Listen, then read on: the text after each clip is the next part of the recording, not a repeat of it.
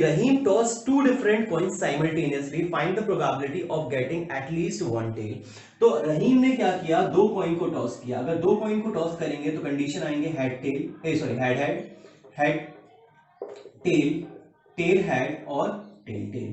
तो ये हमारे पास में जो टॉस किया है हमने, पास मिस्टर रहीम ने अगर दो कॉइन्स को टॉस किया है तो मान लेते पहले कॉइन पे हेड आया तो दूसरे पे भी हेड आ सकता है. पहले पे हेड दूसरे पे टेल, पहले पे हेड पहले पे टेल दूसरे पे हेड, और पहले पे टेल और दूसरे पे टेल. अब वो क्वेश्चन पूछता है हमसे, find the probability of getting at least one tail. कम से कम एक टेल आना चाहिए. कम से कम क्या आना चाहिए, एक टेल. तो यहाँ पे ऐसी कौन कौन सी कंडीशन में कम से कम एक टेल आ रहा है. देखिए इस कंडीशन में एक टेल आ रहा है, इसमें एक टेल आ रहा है और इसमें एक या एक से ज्यादा टेल्स आ रहे हैं, बट है ना.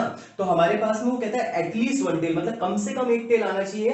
एक टेल से ज्यादा चलेंगे बट उससे कम नहीं चलेगा. ये वो ऐसी कंडीशन है जहां पे एक भी टेल नहीं आ रहा. तो ये तीन कंडीशन क्या हो जाएंगी, फेवरेबल हो जाएंगी. Out of how many condition, out of 4 condition.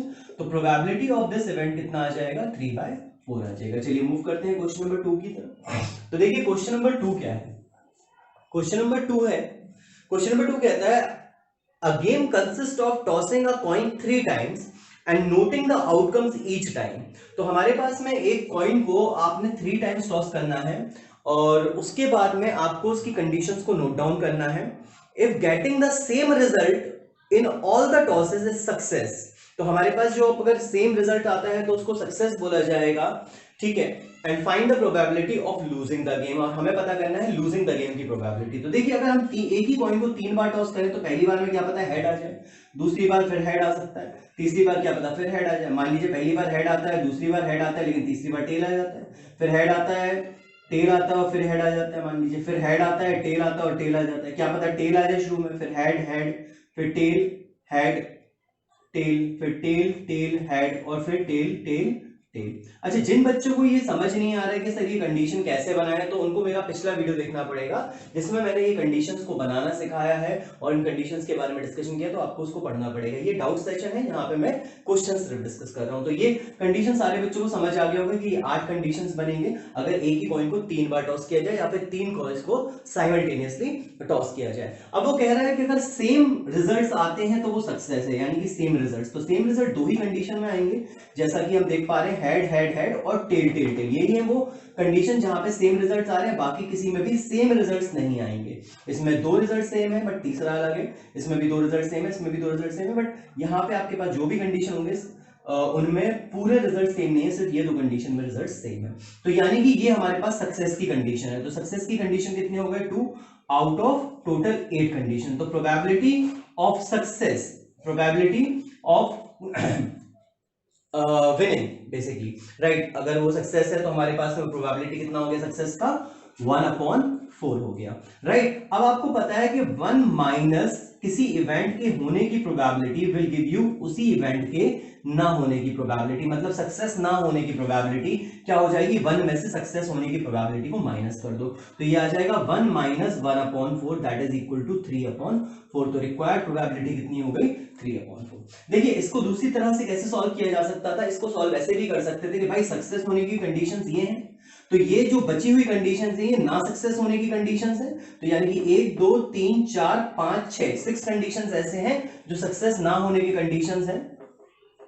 Probability of not getting success that is 6 upon total outcomes 8. तो हमारे पास में कितना हो जाएगा, 3/4.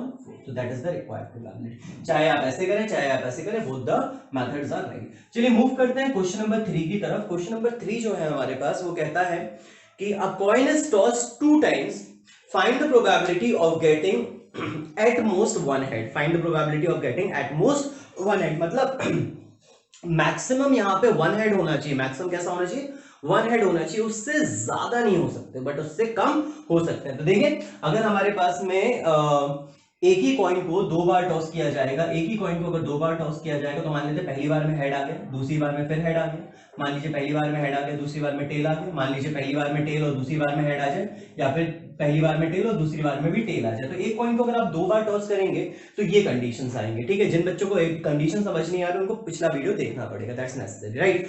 तो अब यहाँ पे वो कहता है find the probability of getting at most one head, maximum एक हेड होना चाहिए।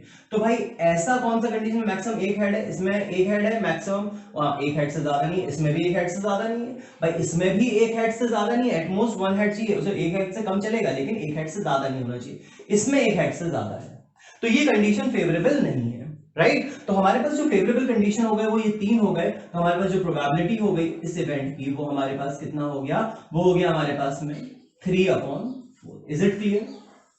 Now let's move on to question number 4। अब देखिए क्वेश्चन नंबर 4 हमारे पास क्या कहता है, 3 coins are tossed together, find the probability of getting। अब 3 कॉइन को टॉस किया जाएगा तो सेम कंडीशन जो हमारे पास क्वेश्चन नंबर 2 में बने थे वही कंडीशन बन जाएंगे।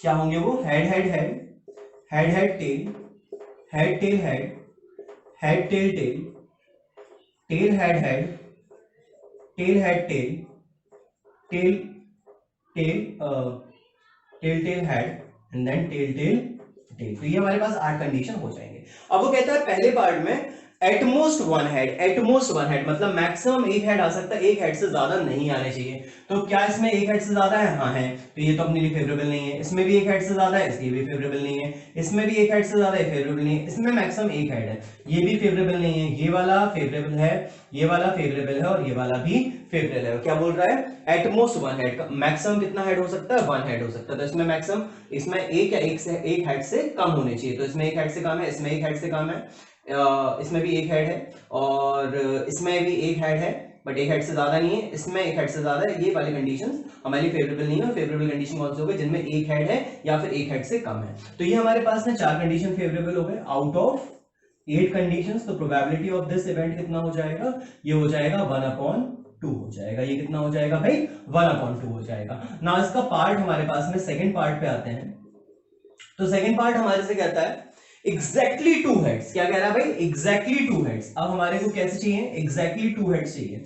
तो एग्जैक्टली 2 हेड में कौन कौन सा हो जाएगा? एक कंडीशन ये है जिसमें 2 हेड है, एक कंडीशन ये है जिसमें 2 हेड है और एक कंडीशन ये है जिसमें एग्जैक्टली 2 हेड्स है। तो हमारे पास प्रोबेबिलिटी ऑफ दिस इवेंट हो जाएगी 3/8, favourable outcomes upon total number of outcomes. Now we will move on to part number 3, third part.